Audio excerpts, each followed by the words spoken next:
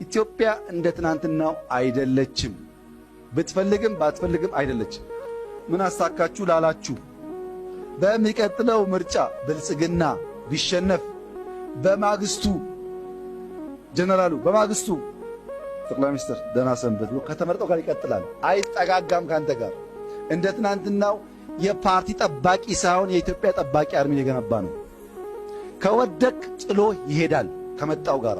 አረብ ከአረብኛ የመጣ ስፔን ከስፔን የመጣ እንግሊዝ ከእንግሊዝ የመጣ ፈረንሳይኛ ከፈረንሳይኛ የመጣ አንድም አፍሪካዊ ቋንቋ የለም።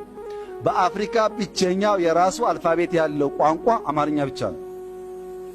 ግን አይቀበሉም። ለምን? ደሃ ስለሆንክ። ግድ የለም አንድ አፍሪካዊ ቋንቋ ይሁን አይሉ። ብልጽግና ሲመጣ ግን ታያለህ። አንተ እያየ ይሆናል። ይሁን ሲት ዋው አብይ አህመድ እኔ ያንተ ወዳጅ ነኝ፣ ሞገስ ነኝ። አይታወቅም ባገኝህ ደስ ይለኛል። በአካል ቢመቻቸልኝ ነገሮች በጣም እዚህ ምድር ማግኘት ከምፈልጋቸው ሰዎች አብይ አህመድ ነው። በጣም ነው የምወደው። በቃ አስተሳሰቡ ደስ ይለኛል። ስለ ሀገሩ ያለበት ፍቅር ምን አለበት አብይ አህመድ የኛ የኤርትራኖች መሪ ቢሆንልን ብዬ እመኛለሁ ሁልጊዜ። ምክንያቱም የኛ መሪ ታውቃላችሁ ሰነፍ መሪ ነው። 34 ዓመት ኤርትራ ምንም ኋላ ቀር አደረጋት። እኛ መሪ የለንም፣ መንግስትም የለንም። ታውቃላችሁ አይደል? ኤርትራኖች መንግስት የለንም። ሽፍታ ነው ኢሳያስ ማለት። ሽፍታ፣ ዘራፊ፣ ሌባ፣ ለጥቅሙ የሚኖር ስልጣን የሚወድ ነው። መሪ ማለት አብይ አህመድ ነው። ለሀገር የሚተርፍ ለትውልድ የሚሸጋገር ነገር የሚሰራ ማለት ነው። ስለዚህ ተጠንቀቁ። በተለይ ኢትዮጵያውያኖች አንዳንድ ሰዎች አላቸው። አንዳንድ ኢትዮጵያውያኖች አብይ አህመድ የማታከብሩት፣ የምትሳደቡት፣ የምታቃልሉት አያቸዋለሁ በዚህ ሚዲያ ላይ። ኧረ ተመስገን በሉ፣ ኧረ ተመስገን። ወይም ደግሞ ኢሳያስ ውሰዱልንና አብይ ስጡ። ግልጽ ነው። እኔ የምናገረው ነጭ ነጯ ነው የምናገረው። ኢሳያስ ውሰዱልን፣ አብይ ስጡን። ወይም ደግሞ አንድ የሞክሩት ኢሳያስ ማለት ነው። አንድ የሞክሩትና ከዛ የአብይ አህመድ ጥሩ ነገር ይታያቸዋል ማለት ነው። ኤርትራ ውስጥ እኮ ታውቃላችሁ ከ5000 በላይ ናቅፋ በቀን መውጣት አትችልም። ኤቲኤም የለም፣ ኢንተርኔት የለም፣ ህገ መንግስት የለም፣ መብቴ ነው ምናምን የሚባል ነገር የለም።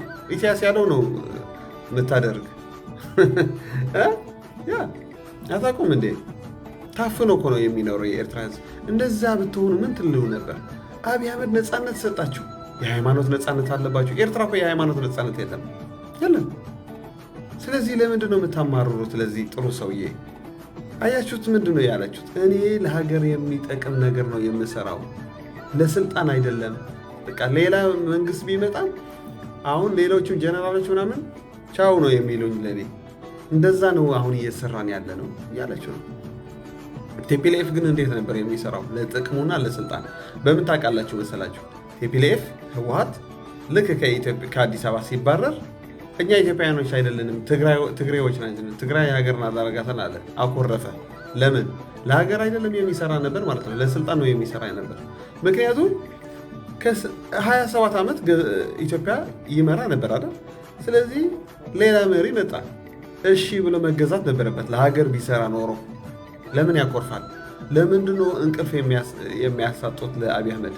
ለሀገር ስለ አይደለም የነሱ ስራ፣ ዝርፊያ፣ መገዳደል፣ እንደዛ ነው ስራቸው። ስለዚህ ልክ ከስልጣን ከተባረሩ አኮረፉ። ህፃውንቶች ናቸው ህወሓት፣ ህፃኖች እንጂ ለሀገር የሚሰራ ሰው ለምሳሌ ኃይለማርያም እዩት። ኃይለማርያም ለሀገር ነበር የሚሰራ። በቃ አብይ አህመድ እንካ ብሎ በሰላም ሰጠው። አላኮረፈም፣ አልተጨነቅም። እስካሁኑ ከአብይ አህመድ አንዳንድ ጊዜ አየዋለሁ። እንደዚህ ነው ትክክለኛ ሰዎች ማለት ነው።